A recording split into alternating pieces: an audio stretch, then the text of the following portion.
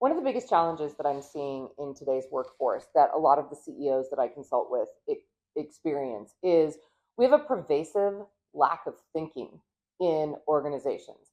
And I really do kind of blame this on our school system and how people are being raised now in the next generation of the workforce. So things are not getting better, even with as much information as we have and as much content.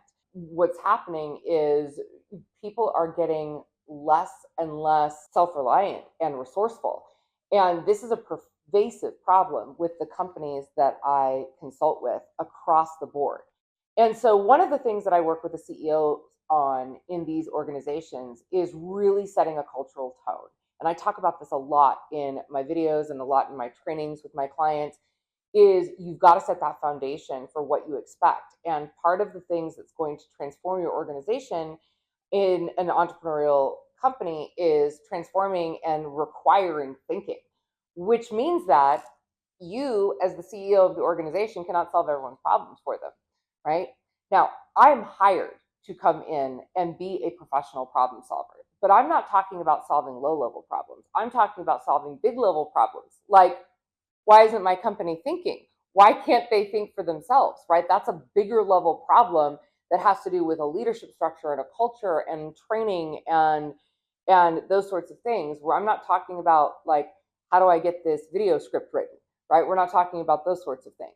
So one of the things that I will say is, step one, you've got to stop solving problems for your team. You need to let them know that you expect them to solve the problems for your organization, or why did you hire them, right? They need to be responsible for their results, and they need to be responsible for creating solutions when problems arise.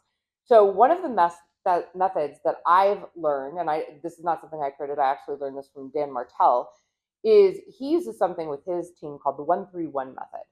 And the 1-3-1 method is that every time someone has a problem and they come to you and they try to dump the problem on your desk, it's like, whew, what are you going to do about that? And you immediately ask them to solve the problem. And you're now training them and expecting them so that you're training them not to come back to you with problems. They're coming back to you with solutions. So the 1-3-1 method is very simple. You need one well-defined problem. What is the problem that you're currently experiencing in your organization, in your workload, in your task, whatever the case may be? What is the one problem that you have? What are three possible solutions that you have researched and maybe gone to? Maybe you've used ChatGPT, maybe you've used the good old interwebs, Google, that free tool that we all have access to. Maybe you've talked to some of your peers. Maybe you've, you know, consulted in a book. What are three possible solutions for this problem? And then what is the one solution that you are going to make the recommendation for, and why is that the best one? And have them bring you back the potential solution for you to approve.